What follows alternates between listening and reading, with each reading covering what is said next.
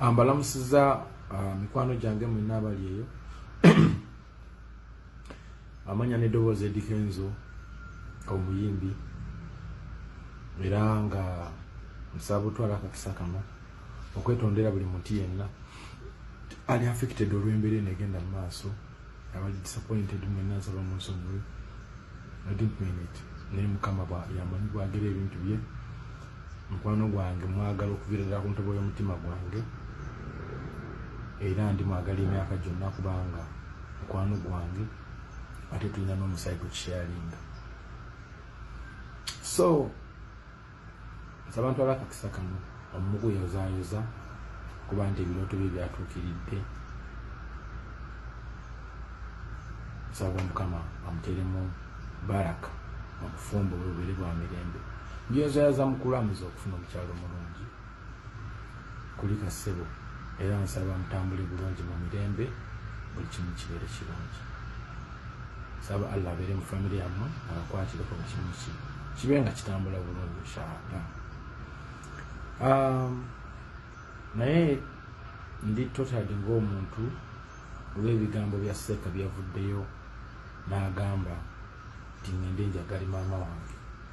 I'm so sensitive when it comes to my mother olw'ensonga mbadde monkingibwa abantu ab'enjawulo okuviira ddala lwe natandika okuyimba oba abantu lwe batandika okummanya nga bandabira mu kifaananyi ky'omuntu atalina makulu olw'ensonga nti saasoma saakola biki wande batandika okuvuma tamanyi kizungu tamanyi kino yasulanga bweru oyo agamba ki atugamba ki n'ebintu byenkoledde eggwanga oba byenkoze mu bulamu bwange ne gye ntuuse ne gye nvudde abantu ne batabibirivingi namu nga baguyita buyisi bagamba oyo alina omukisa olw'okuba sirina background ennungi balabira ddala byenkola ngwira bigwire.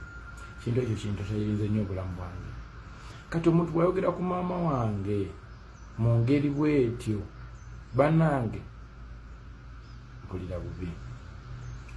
Ate Seeka teyakomyeko n'avaayo n'agamba nti ebigambo bye tabimenyamu n'ayongerako n'insult endala ng'agamba nti pini zino ze nnyina mu matu nyina ebintu ebirala byenkola nammwe nga bwe mwategedde sijja biyisa mu kamwa kuba tulina abaana abato abatugoberera.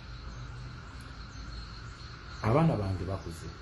Maya alina emyaka 8, Namala agenda kuweza 5 mu Desemba nga 26, Namanda omwana wa mukulu wange alina emyaka 6. Bakootadde n'abaana b'eggwanga bonna abangoberera eyo abambirivingira mu gakootadde n'abawagizi bange ab'enjawulo abangoberera eyo ng'ate bagoberera ne Seeka. Kitegeeza abamukkiririzaamu kuba newe yabyogeredde waliwo abaakiyalinze. So mpulira bubi, mpulira obuswavu mu nze. Ate Seeka njagala omutangazaamu nti ye nga religious leader kyannenya sikiraba kuba nze ne mukwano gwange tuli bawoowe. Nze ne mukwano gwange tuli bawoowe baatuwoowa nga tugenda osalira muwala waffe amaalo akiika nga tucelebratinga birthday y'emyaka 2.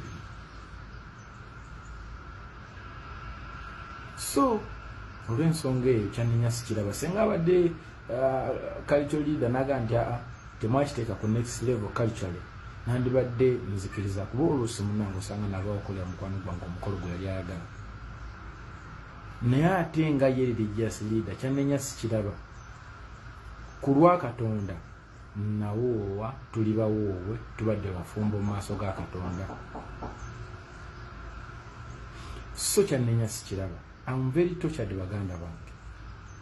N'olwekyo ku bigambo bya Seeka byayogedde mu vidiyo ez'emirundi 2 mpulira obuswavu simanyi bwe nyinza kulinnya ku stage nentandika kuzingira abantu bagenda kuba bandabira mu faananyi kirala okusinziira ku bigambo bye.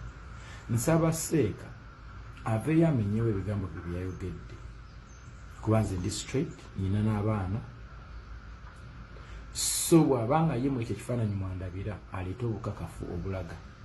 Bw'aba tabulina aveeyo ayogera amazima.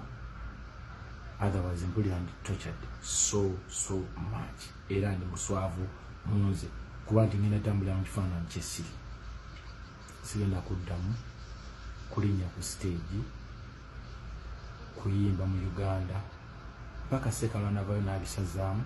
Bw'anaaba tabisazizaamu siriddamu kuyimba mu ggwanga lyaffe Uganda ku stage wadde nezi ekyo nkimaze temumpagiddeko kamala mbeebaza nnyo mwebale nnyo mwebale ddala okunfuula kyendi kantandikire awo kankole ebirala naye mpulira sinange gye ntandika kulinnya stage eziri mu public mbuuke abantu bagenda kuba bandabira mu kifaananyi kirala nze okwambala bwenti nga bwe mundaba this is my generation bwetu bwe twambala seeka naye we yakulira baali balina engeri gye bambalamu so buli muntu atambulira mu fashion ndowooza ya generation ekwe betambulira this is what I want, this is just fashion, not what he thinks. So mpulira bubi nnyo era nga nsazeewo nga siri mutamiivu sinywa mwenge nze sinywa njaga ndebera sobe emirundi ebbanga lyonna era nakati ntegeera nze neesaliddewo decision eno nti siriddamu kuyimba mu Uganda paka lwe ndiva mu bulamu bw'ensi eno pozi nga seeka azze nasazaamu ebigambo bye oba naleeta proof. Nsaba Allah atusaasire, nsaba Mukama Katonda atuwe omukisa tusobole okuba nga tutambulira wamu mu ngeri yonna. Munjagalize mbinebe mu next chapter kubanga yo stage nkitadde. Nsaba Mukama abampeera omukisa mwenna abanyambyeko okutuuka wentuuse. Mwebale nnyo, mwebale ddala. Assalamu alaikum warahmatullahi wabarakatuh.